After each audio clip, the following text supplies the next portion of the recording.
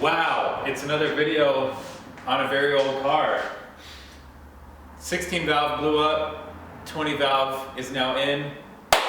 Full video series. I don't know what else to say. Super simple intro.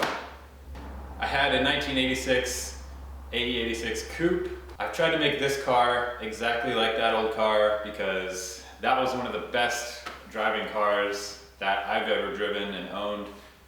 And ever since I had that, this hasn't compared, but now it definitely does, because essentially, despite looking a lot better, this is now exactly the same as that car was. It's going to be a 6 or 7 part series on the conversion. Not very entertaining, but hopefully informative.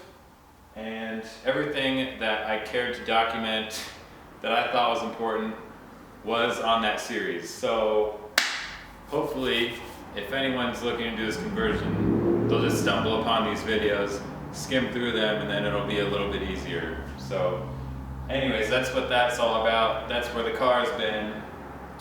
New engine, it's great, everything's perfect now. So let's get into it, fuck it. Check out this dirty old girl. Got a little hectic and blew it up. I spun a rod bearing, and that was that.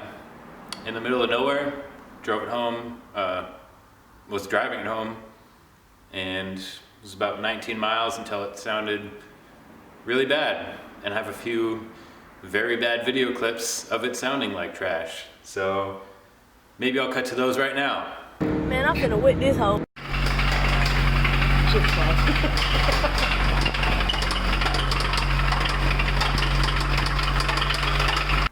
Pretty bad, right? So this is junk, and it's pretty much not worth fixing.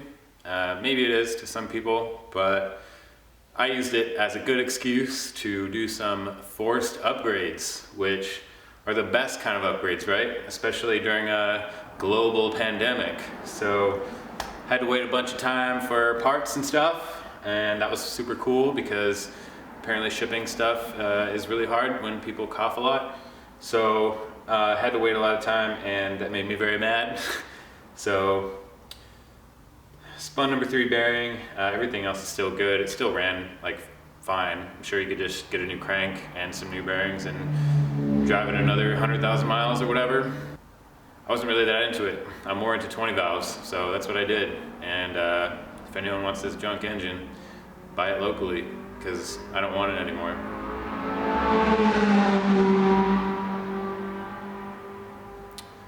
Yeah, I wish I didn't live on a main road. So enough about this dirty old bitch, and on to the new stuff. Check it out, freaks. There it is. Probably one of the best swaps I've ever done personally. It looks really clean. Everything's done right, for me anyway, with all the shit I had laying around here. So anyways, it sounds great. It's really fast, and it's the best version of the 4EGE they ever made, so shit. What else can you say about it? It's super cookie cutter build. Like everyone, this has been done for like 20 years or more. But you know, shit, it's my favorite engine I've ever driven. And it's super simple. It just keeps the characteristics that I love about this car. Really easy to access everything. I've done beam swaps. Good luck getting your hands back here for heater core lines or transmission bolts, whatever. You're not doing that on the beams. Header just bolts on and they make them, so that's sick. Did some ducting here. These are 2 AE86 strut sleeves, I think. And then this is a AC duct for under the dash, of which I all had as spares and extras. Put the catch can where it's actually supposed to be mounted, and yep, so sick. Super cool igniter bracket, that's really obvious and annoying. Actually running a charcoal canister for once in my life. But the best part about this whole swap is the panic wire plug and play harness for the original ECU.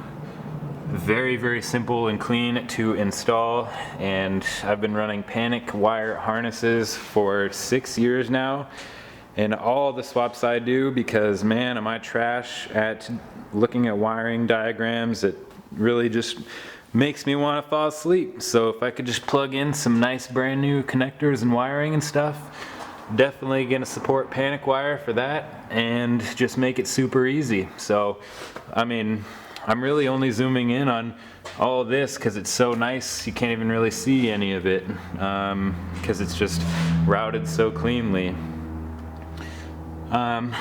Main loom obviously goes to the back here and then kind of just disappears. It's really, really nice. So if you're doing this, I mean, you can't beat the price. He does it well. Anyway, that's the main plug. The other plug is Battle Garage for all your brand new OEM parts. They source a lot of parts to reseal and rebuild the 20 valves, and that's where I got all of my parts from.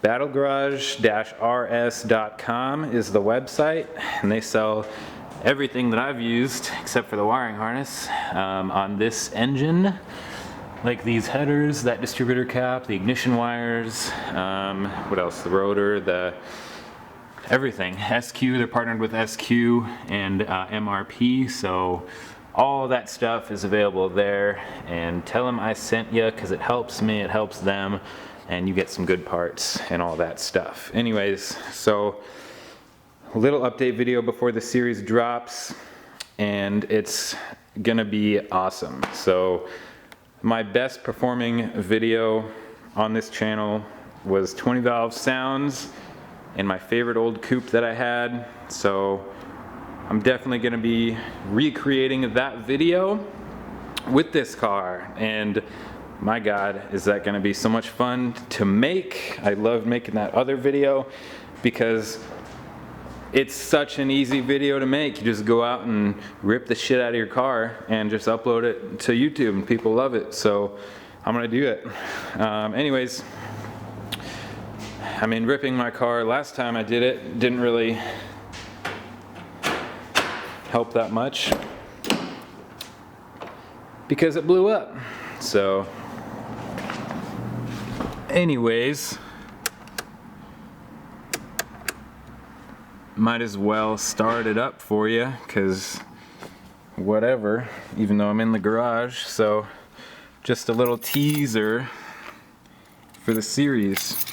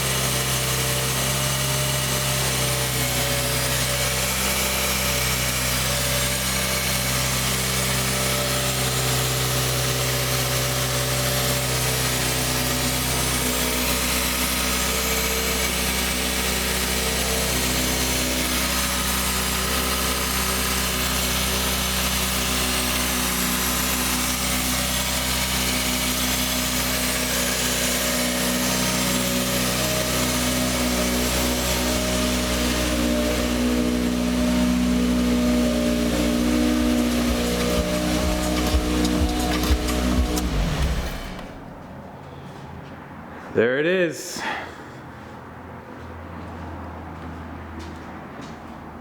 Now there really is not much more to say, except for please make sure to subscribe and all the other bullshit that people never do when they watch videos, but I would appreciate it. So anyways, bye.